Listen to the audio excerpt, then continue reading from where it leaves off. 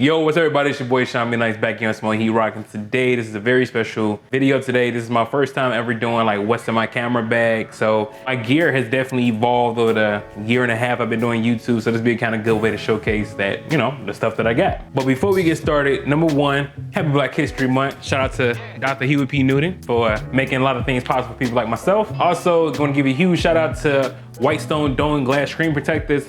This is just, they didn't sponsor this video or anything like that. I just want to give a shout out to them because number one, they have the best glass screen protectors on the planet. I've used different ones, and one of those would include Rinke, or Rink, how you want to pronounce it.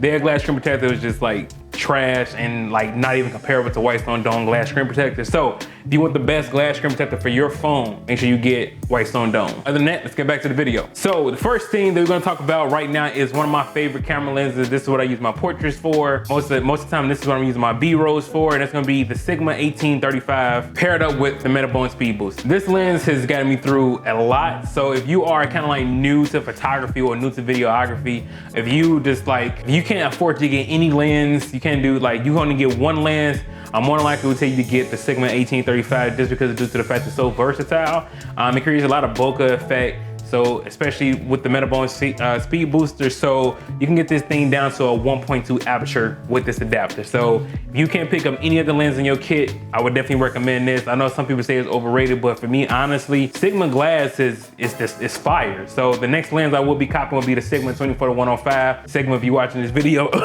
you know, help your boy out. Next, we're gonna talk about the things that I'm actually recording my audio through, and then things that's actually recording me speaking to you guys right now. So that's gonna be the Rode wireless lapel mic. Now, normally I've been using my Deity mic. That's definitely in this video as well. For most of my audio is concerned, but right now, the reason I'm using this because right now I'm pretty much stationary and I don't want the sound to echo too much. So right now I'm actually speaking directly into the mic. Can't see it, it's a good thing obviously, right? But it's wirelessly transmitted and you can get like a crazy amount of distance between the receiver and the actual transmitter. So if you're someone who does like a lot of interviews or someone who kind of does like a lot of run and gun action, something like that, you kind of want to have like a lapel mic. You don't want something like, you know, you don't want a shotgun mic due to the fact that it may not pick up everything that you want. Then I would definitely recommend the Rode wireless lapel mic. The only thing is this thing costs like around between $300 to $350. So, but then that transition us right along to favorite piece of technology this year, Deity shotgun mic. Now this mic here, man, like first of all, it came with this little cool carrying case.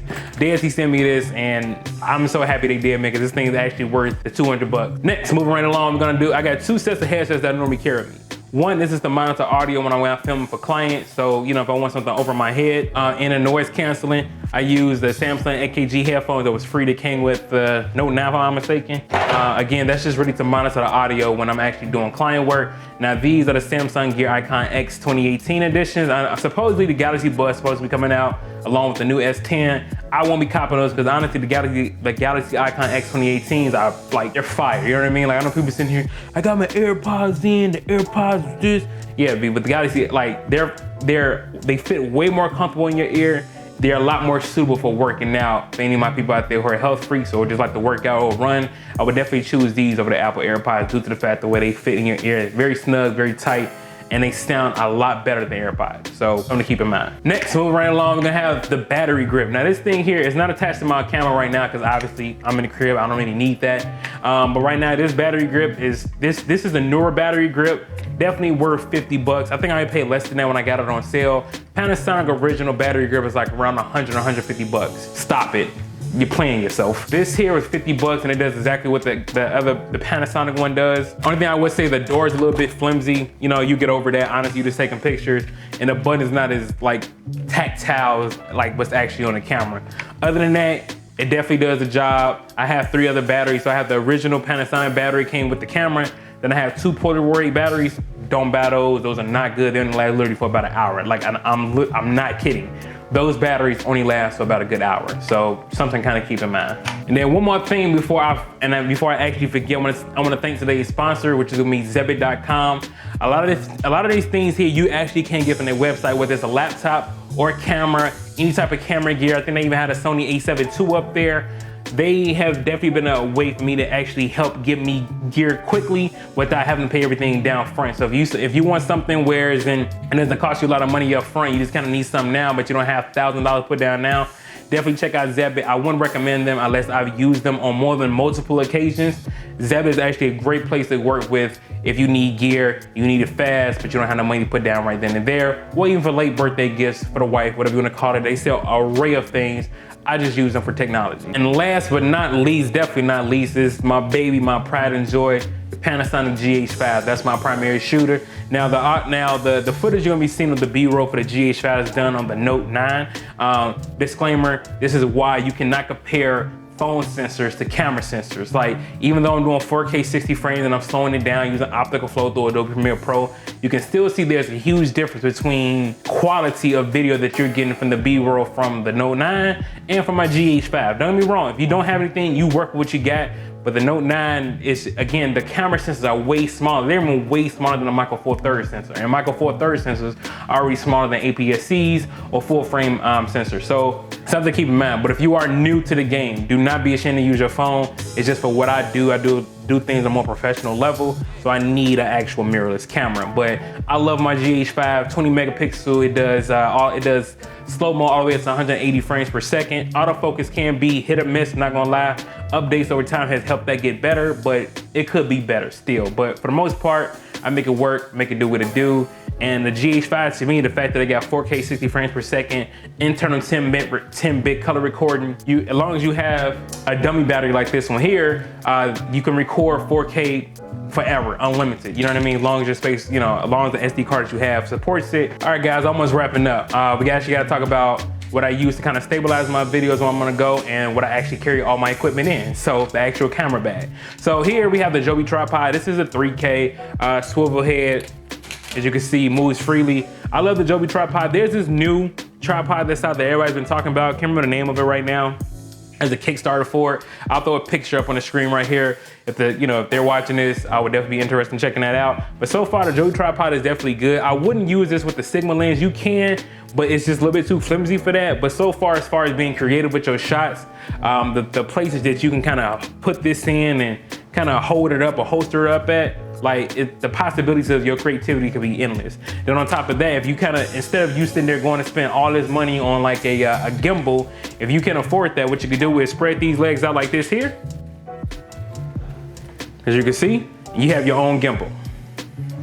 So something to kind of keep in mind, a little trick that I use when I do my B-roll shots, I actually use my Joby tripod for a gimbal. Next, the actual lens that I'm recording on right now is actually a 12-60 Leica lens. Now this lens here is very versatile. It's a little bit overpriced, I'm not gonna lie to you. This lens here, even though it's so versatile from being from 12 to 60, you can go from like long range to somewhat telephoto, not really telephoto, but if you put the digital converter on, it would help. It's $1,000 for that lens. I got it for way cheaper than that because I sold stuff on MBP or MPB. So it kind of help bring that price down. But for the most part, I love this lens, very sharp, which the quality you get out of it now is definitely coming from this lens here. I don't do too much photography with it. I did a couple of product shots, but honestly, this lens is strictly used for vlogging.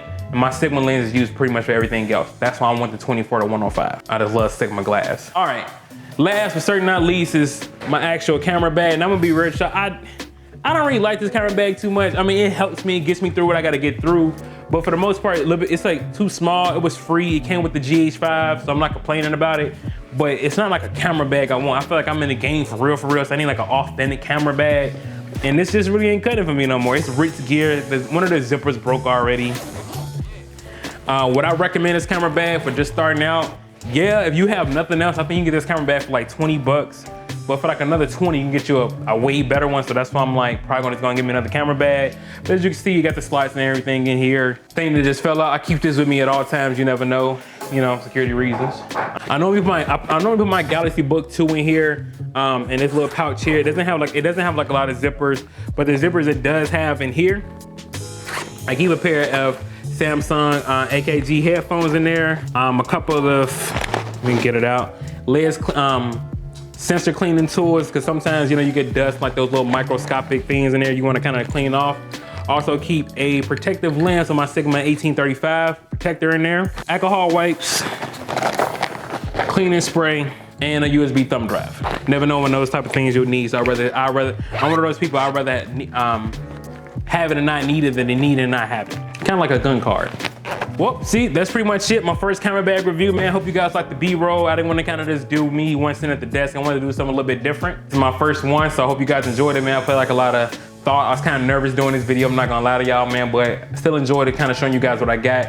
To kind of like, you know, this stuff is to kind of like show you guys what you can get when you work over time. A lot of this stuff I had to invest in, didn't come free. Like everything that you saw besides the dating, I pay for my own pocket, my own money. So if you're somebody who's trying to get their gear up, don't focus on what you don't have, work with what you got. Again, I filmed my first 60 to 70 videos off my Galaxy phone, edited on my Galaxy phone. You can do a lot with your phones, but when you start to get into professional realm, when you're actually getting paid for your work and you're getting paid from YouTube, that's when I would say invest into this type of equipment. Until then, don't be ashamed of what you got, man. Love what you got, learn what you got, because then it'll make it easier for you to use cameras such as these and lenses such as that. So with that being said, man, if you like the video, man, please go ahead and give it a thumbs up. Share the video, help your boy out, get some more bread in his pocket. You know, more views I get, more money I get, help your boy out with that. Make sure you sub. Again, happy Black History Month. It's your boy Sean Be Nice and I'm out. Deuces.